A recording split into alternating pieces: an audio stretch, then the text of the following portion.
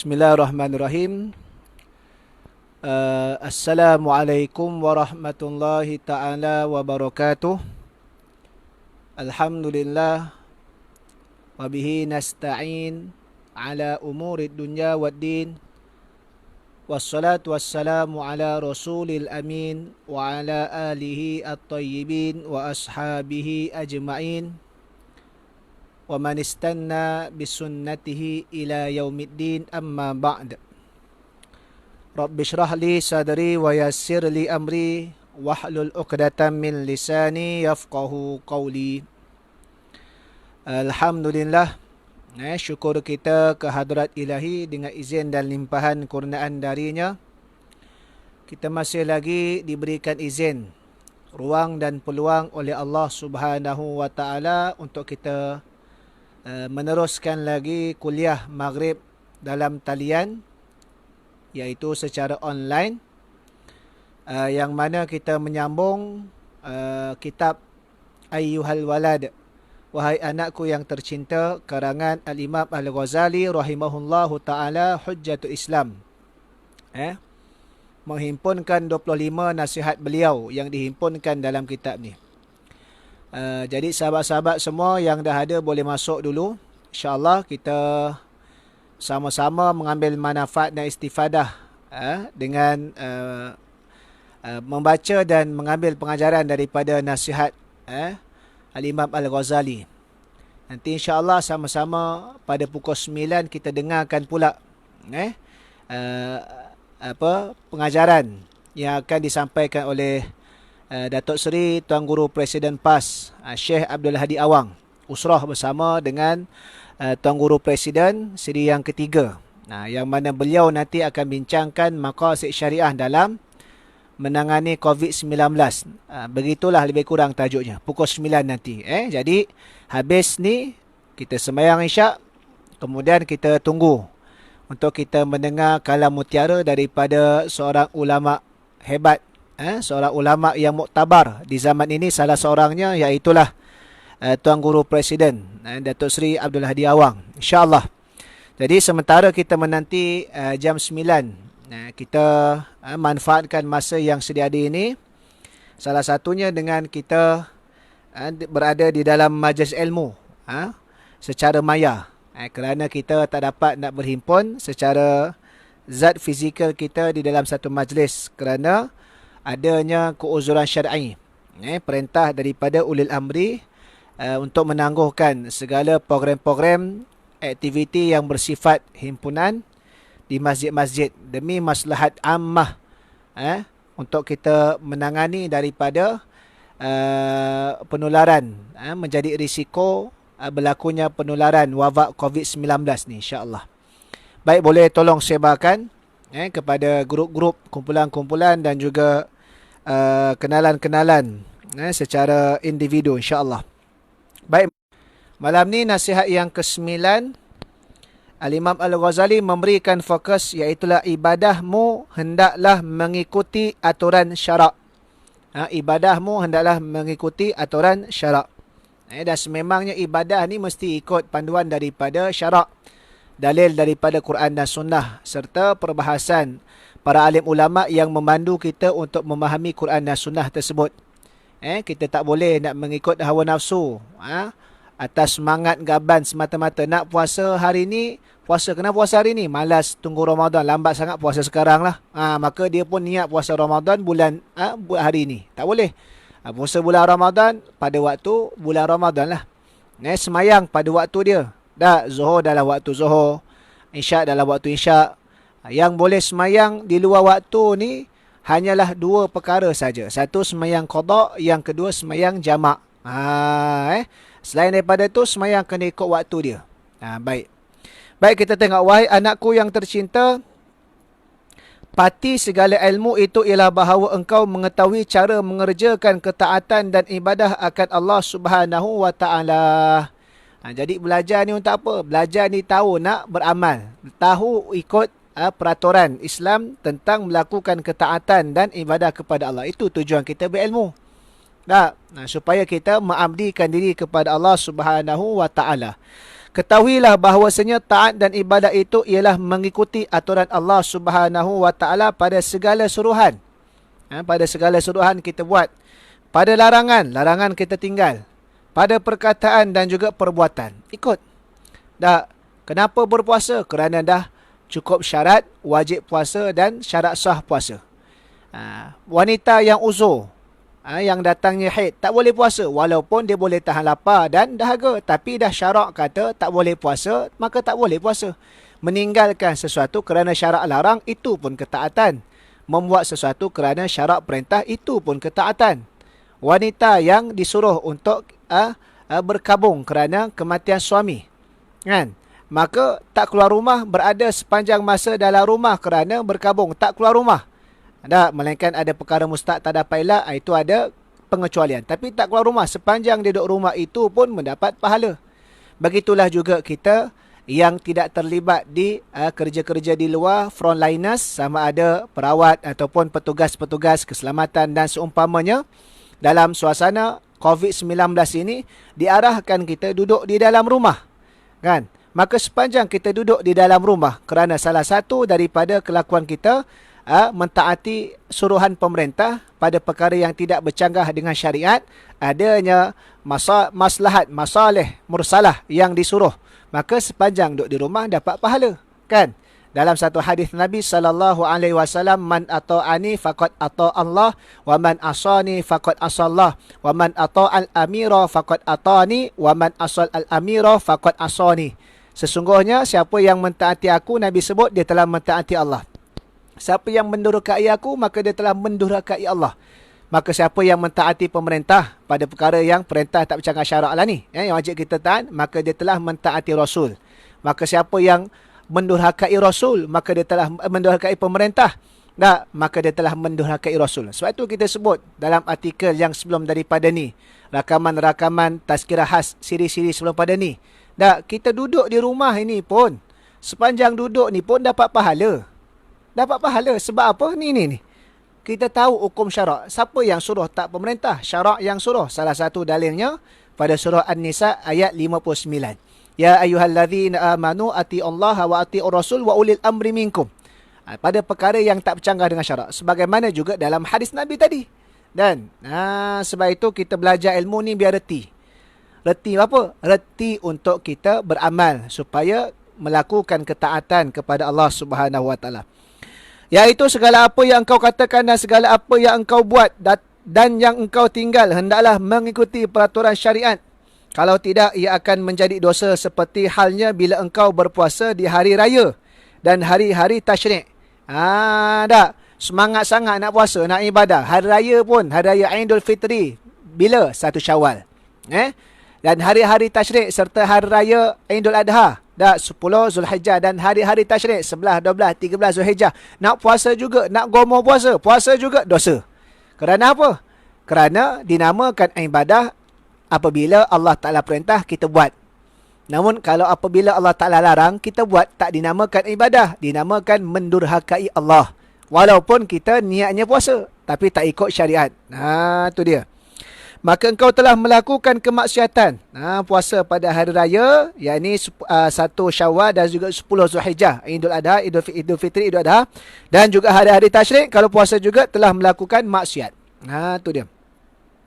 Begitu pula halnya seandainya engkau solat memakai pakaian yang dicuri, maka adalah juga berdosa. Tetap berdosa. Walaupun hukum sah semayang tu pada fiqahnya sah lah, sebab menutupi aurat, kan? Tapi dari sudut dia ambil pakaian, pakai dengan pakaian hasil curi, dosa. Maka kalau ibadah tadi bercampur dengan perkara dosa, persoalan selepas daripada itu, adakah diterima ataupun tidak. Baik. Walaupun pada zahirnya engkau telah melakukan satu bentuk ibadah. Tu kena ingat hal-hal tersebut. Wahai anakku yang tercinta, sayogianya perkataanmu dan perbuatanmu itu sesuai dengan peraturan syarak. Kerana ilmu dan amal yang tidak sesuai dengan aturan syarak adalah sia-sia sahaja. Sebab itu ilmu dan juga amalan biarlah yang menepati syariat Islam. Mana-mana ilmu dan juga amalan yang tidak menepati syariat Islam, sia-sia bahkan tertolak. Baik. Jadi ini adalah perkara-perkara asas basic. Nak tahu amalan kita tadi sah dan diterima oleh Allah ke tidak, tengok perkara pertama, ikhlas, dan yang kedua, mengikut aturan syarak ataupun tidak. Baik. Dan sayugia bagimu bahawa engkau tidak tertipu dengan telatah dan keterlanjuran perkataan ahli tasawuf.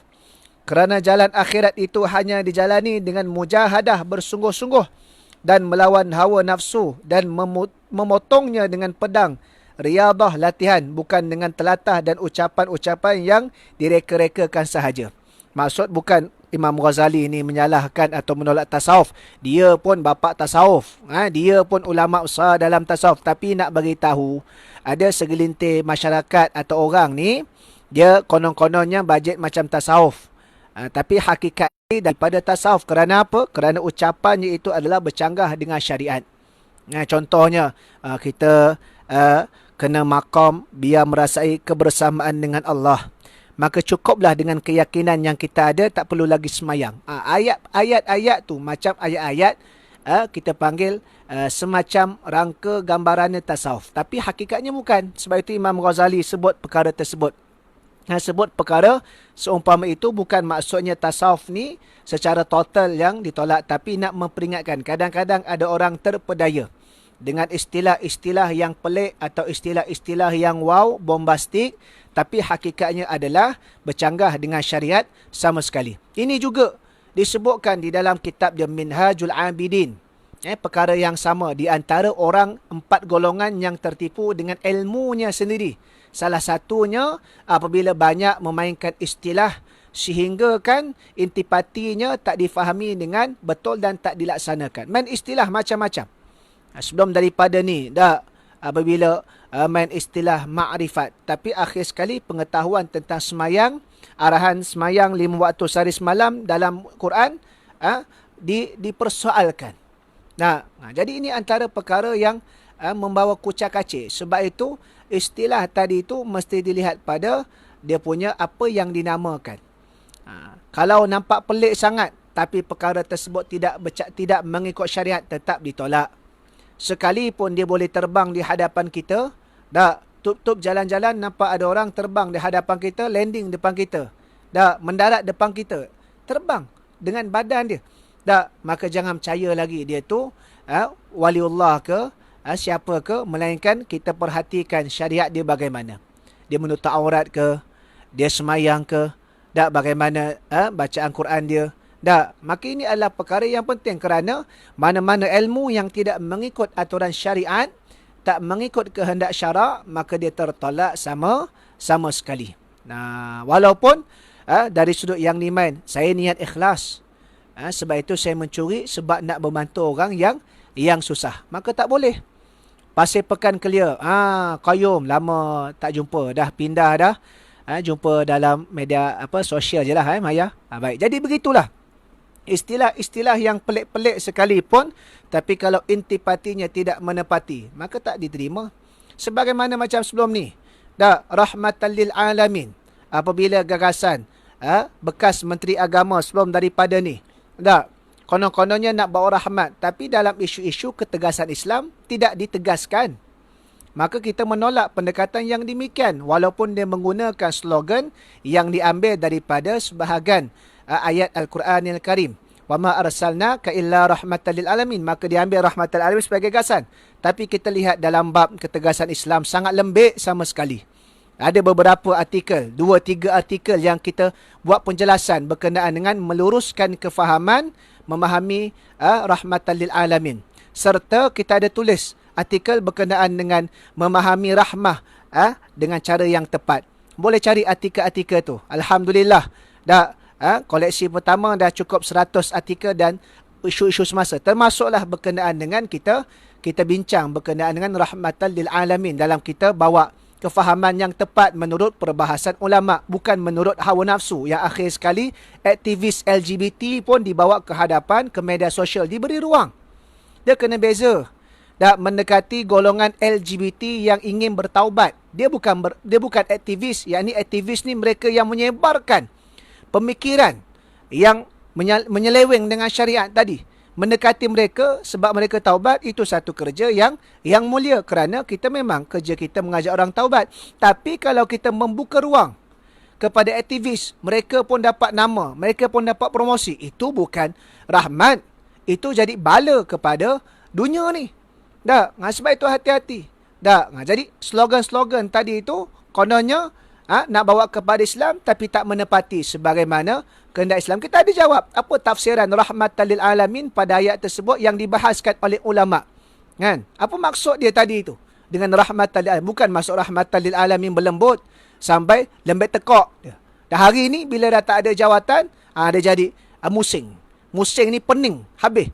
Dah, kerana apa? Kerana memang dah jelas-jelas apa yang dibawa tadi itu boleh merosakkan pemikiran umat Islam. Baik, sebab itu jangan terpedaya. Yang paling penting, benda tadi menepati syariat ke tidak? Kalau menepati syariat, alhamdulillah. Kalau tak menepati syariat, maka tak boleh kita terima sama sekali. Walaupun dibawanya slogan atas kalimah yang diambil daripada Al-Quranil Karim. Dan ketahuilah bahawasanya lidah yang tidak dikawal itu dan hati yang tertutup dan dipenuhi dengan kelalaian dan syahwat adalah merupakan tanda kecelakaan seseorang.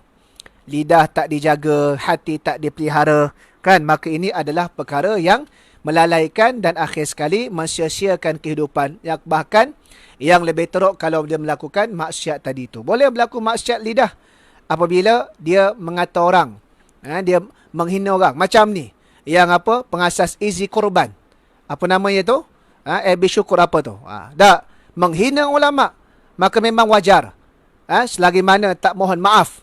Dah boykot supaya apa? Bagi pengajaran kepada mereka. Ini mulut yang celupa, lidah yang tidak ada, kita panggil tanggungjawab. Kena ingat, akhirat nanti akan dipertanggungjawabkan oleh Allah Subhanahu. Banyak lagi agensi-agensi yang boleh membantu dan menjalankan amanah sebaiknya dalam nak menguruskan akikah korban. Ada Muslim Care boleh, macam-macam lagi lah. Ada kawan-kawan kita pun dah iklankan. Maka boleh beralih daripada Izi Korban tersebut. Selagi mana orang tersebut tidak minta maaf kepada ulama yang dihinanya itu. Kena ingat, zaman sekarang ni manusia tak ingat mati dah. Cakap suka-suka hati. Dalam keadaan tak sedar perkara tersebut fitnah. Dalam keadaan tak sedar perkara tersebut menghina. Maka dia tak fikir tentang dosa dan pahala. Coronavirus cukup takut walhal tak nampak. Tapi kenapa tak boleh nak diimplementasikan dalam kehidupan rohaniah kita? Dosa pun tak nampak, tapi kenapa manusia tak takut? Bukan nak kata tak perlu takut coronavirus. Takut dari sudut penjagaan tu, kerana itu yang disuruh kita memelihara kesihatan. Tapi dalam masa yang sama, dalam konteks dari sudut kerohanian, dosa pun tak nampak. Maka kenapa tak berjaga-jaga daripada lidah, tangan dan seumpamanya daripada melakukan dosa? Maka orang yang kalau macam tu lalai hati dia, lalai lisan dia, tak dikawal, maka itulah kecelakaan ke akhirat. Dan apabila engkau tidak melawan nafsumu dan tidak bermujahadah dengan benar, maka sudah pasti hatimu tidak akan hidup dengan cahaya makrifat, tidak mengenal Tuhan. Sebab itu jaga nafsu kita. Nafsu kita ni yang asasnya disebutkan oleh dalam perbincangan ilmu tasawuf yang dipanggil nafsu ammarah. Nafsu ammarah ni nafsu yang senantiasa mengajak kita kepada perkara-perkara yang tak elok. Innan nafsa la ammaratum bisu. Sesungguhnya nafsu ammarah itu senantiasa mengajak ke arah perkara yang tak elok. Sebab apa? Sebab apa namanya, memang jalan, memang nafsu ni dia asalnya dia seronok benda yang hawan dunia ni. Nama nafsu seronok. Orang Kelantan kata seronok. Rasa nak. Memang benda yang dia nak. Apa namanya, jalan ke syurga dipenuhi dengan perkara yang dibenci oleh nafsu. Jalan ke neraka perkara yang disukai oleh nafsu. Syahinuddin kita pun ada balok Pahang. Bila masa dok Pahang, oh ni rumah mertua ke apa? Okay, jadi kerja kita adalah tazkiyatun nafs. Menyucikan nafsu supaya apa? Supaya nafsu kita boleh naik daripada amarah. Kemudian peringkat kedua lawamah. Lawamah ni dia ada pertimbangan sikit, 50-50. Dia mula mikir sikit.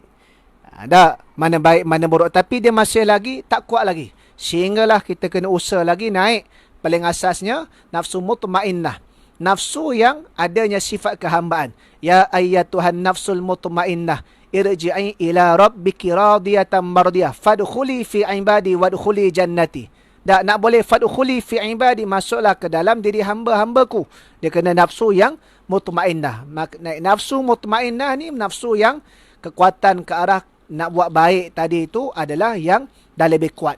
Kerana apa? Dia telah menyucikan jiwa dia. Dia telah ada bekalan ilmu yang menyuluh panduan jalanan dia. Dia telah melatih tarbiyah jiwa dia tadi tu untuk buat kerja-kerja yang baik.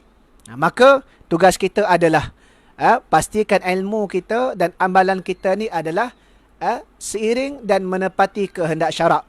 Nak jadi baik ataupun tidak di sisi ahlu sunnah wal jamaah adalah mesti muwafaqah bil kitabi was sunnah.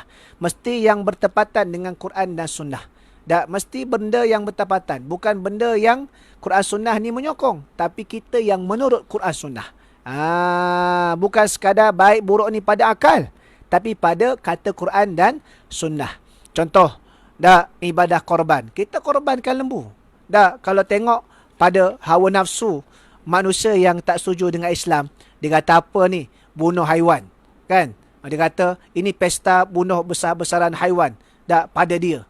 Tapi Quran kata sembelihan korban tu adalah ibadah yang mulia. Sebab apa? Ibadah korban ni sunat muakkadah. Semenjak disyariatkan, Nabi tak pernah tinggal sampai Nabi wafat. Kan? Apatah lagi ibadah korban ni tak sama dengan sembelihan biasa. Sembelihan biasa sepanjang tahun. Ibadah korban dalam tempoh 4 hari saja. Hari Raya Aidul Adha dan hari-hari tasyrik. Nah, itu saja. Dan ibadah korban ni, kita panggil adanya perbahasan. Umumnya kata sunat muakkadah dalam mazhab Syafi'i pun begitu. Memadai dengan satu keluarga, ada ketua keluarga yang berkemampuan ambil. Tapi ada sebahagiannya ulama, contohnya dalam mazhab Hanafi, sehingga dia kata wajib. Tapi alhamdulillah lah perbezaan-perbezaan tadi nak menunjukkan kalau sembelihan biasa ialah memang sembelihan tu wajib supaya nak menghalalkan binatang-binatang darat ini, ternakan tersebut al-an'am tadi tu diperbolehkan makan daripada menjadi bangkai. Tapi nak kena tadi tu perbahasan dia tidaklah sampai ibadah korban tadi. Jadi dia jadi baik sebab apa? Sebab Quran kata baik. Sunnah kata baik. Maka kalau perkara tersebut tidak ada yang dikatakan baik, maka kita buat, maka dia jadi jahat. Contohnya apa? Contohnya Quran larang kita mencuri. Kita mencuri walaupun kita bagi alasan nak memberi kepada orang lain. Tetap Quran kata mencuri tadi itu tak baik. Sunnah kata mencuri tadi itu tak baik. Jadi suatu perkara keputusan dia adakah menepati Quran dan sunnah Nabi sallallahu alaihi wasallam. Baik, itu nasihat yang ke-11. Kita masuk nasihat yang ke-12. Yang mana Al-Imam Al-Ghazali memberikan nasihat berkenaan dengan setelah mengamalkan ilmu baru engkau mengetahui hakikat dia. Setelah engkau mengamalkan ilmu baru engkau tahu akan hakikatnya. Wahai anakku yang tercinta, dan ketahuilah bahawasanya sebahagian daripada masalah yang engkau tanyakan kepada aku itu tidak dapat dijawab dengan tulisan ataupun perkataan.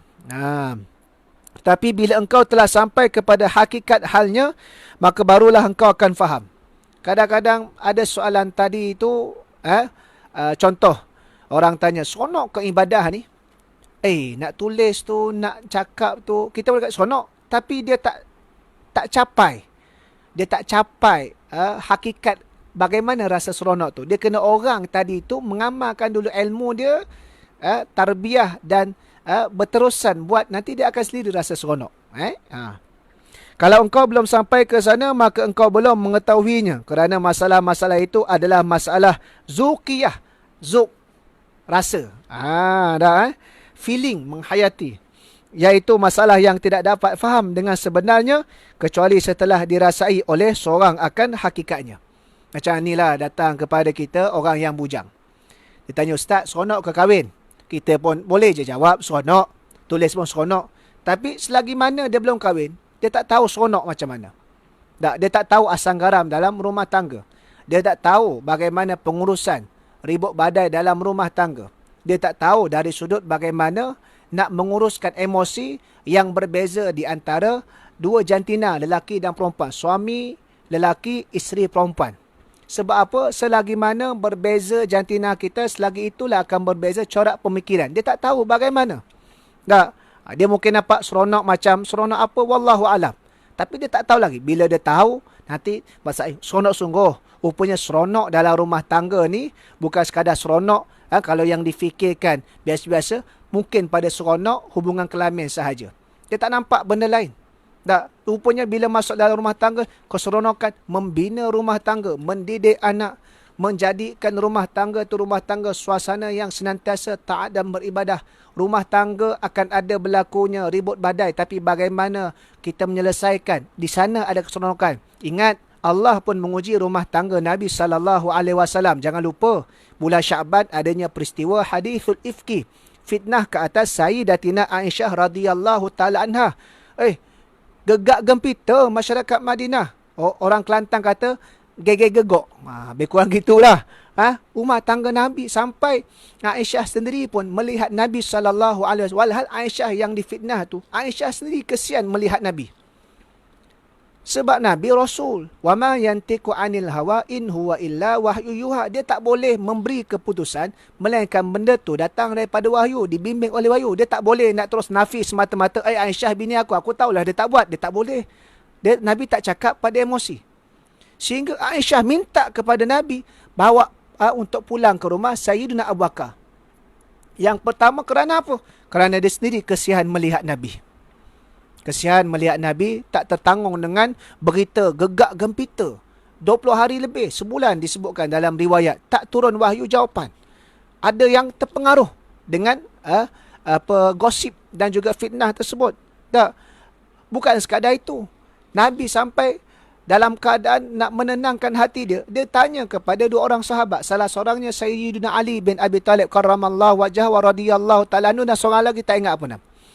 Nabi tanya, apa pandangan kamu kalau aku menceraikan Aisyah? Sampai tahap Nabi tanya kepada sahabat, tak ke ini krisis rumah tangga?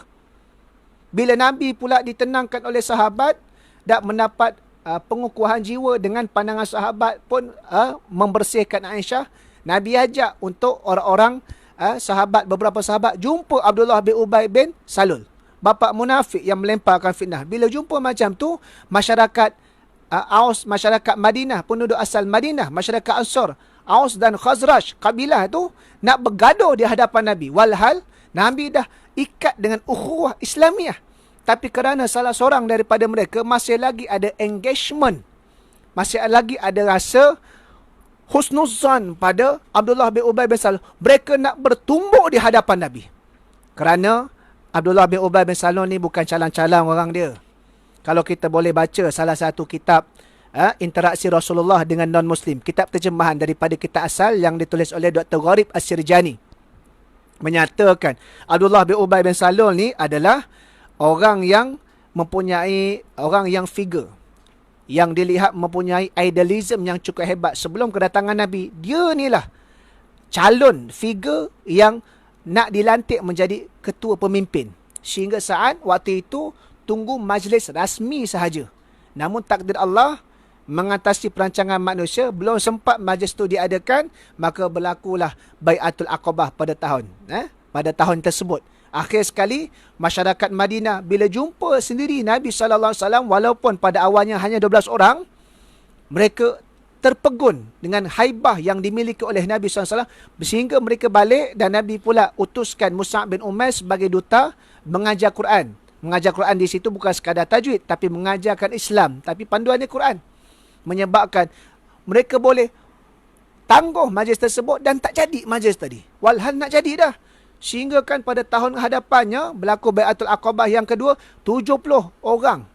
Lelaki, 3 orang perempuan pula mengangkat Bai'atul Aqabah yang kedua, dan terus pada tarikh yang ditetapkan 26 atau 27 Safar, Nabi pun berangkat berhijrah sampai di Madinah Munawwarah 12 Rabiul Awal pada hari Jumaat.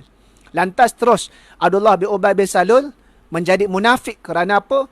Benci dan dengki kepada Nabi kerana tak dapat jawatan. Ini kadang-kadang ada orang. Jadi sirah ni belajar untuk kita mengambil pengajaran. Ada yang jadi munafik kerana jawatan tu tak dapat. Ini Abdullah bin Ubay bin Salul. Tak? Nak kata. Jadi, contoh.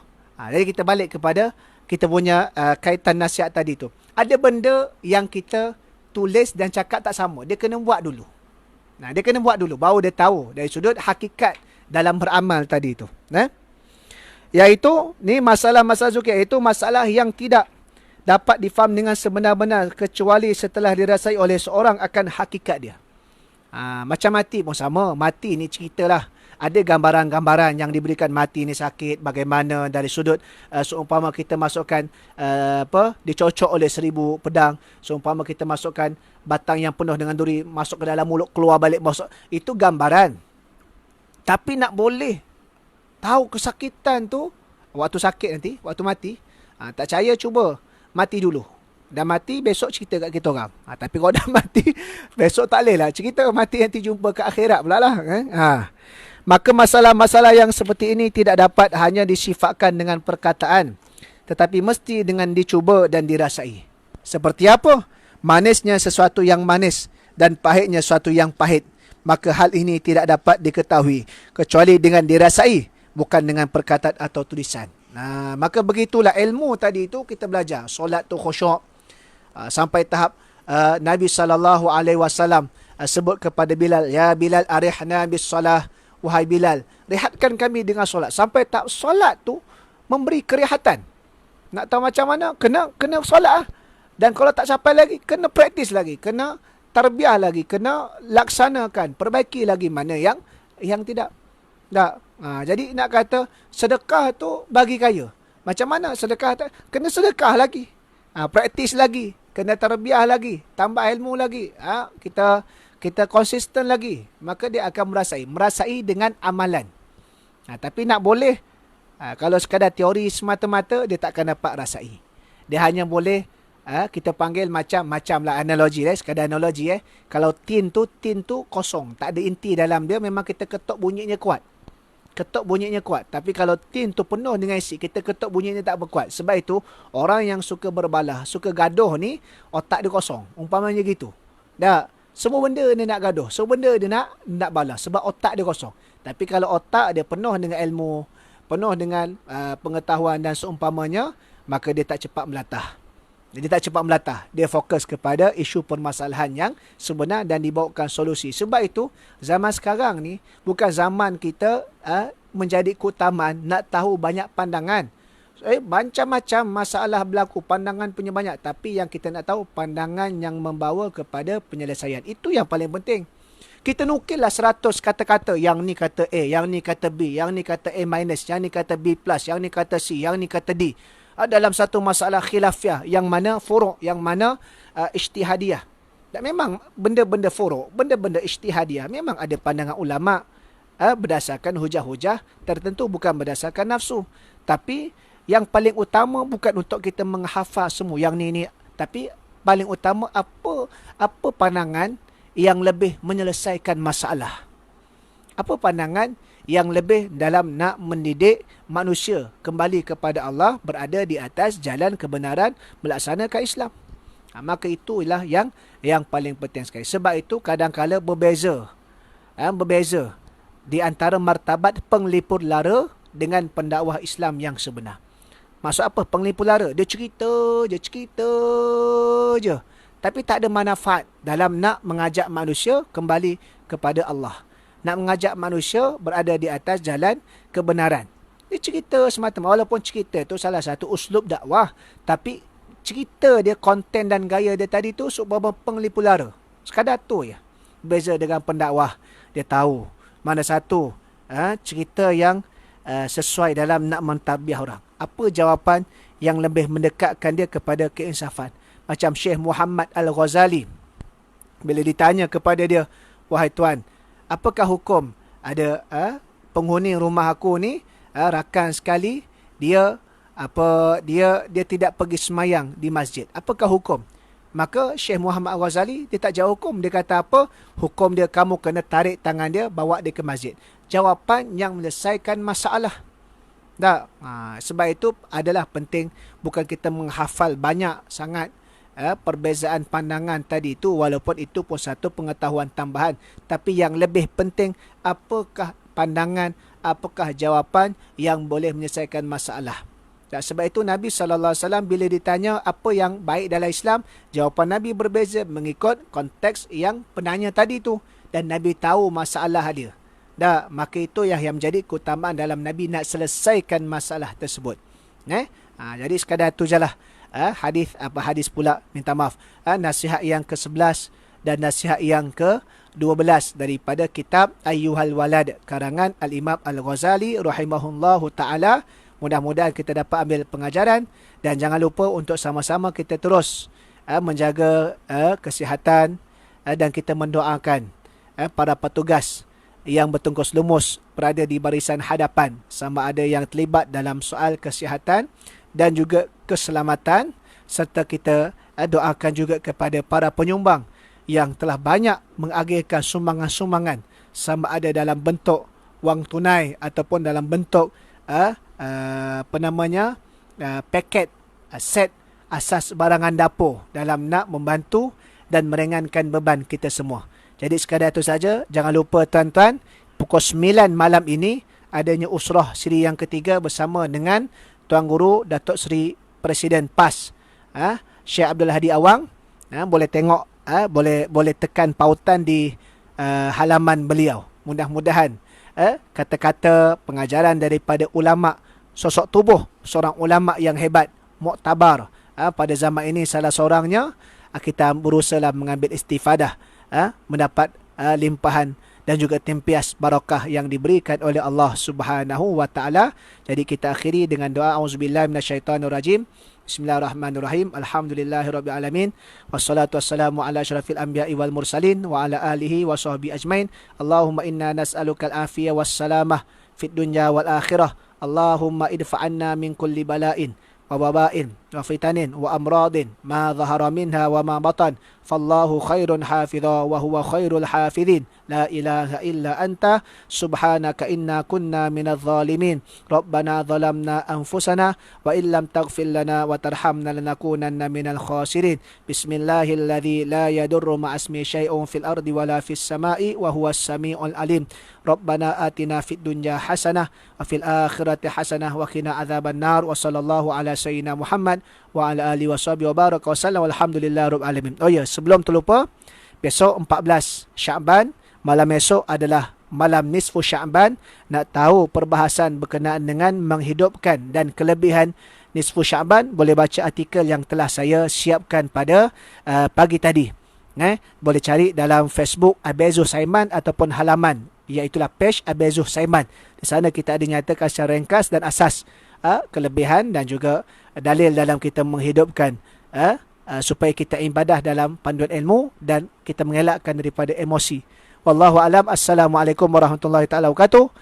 Jangan lupa subscribe YouTube channel YouTube Zulhifli Saiman.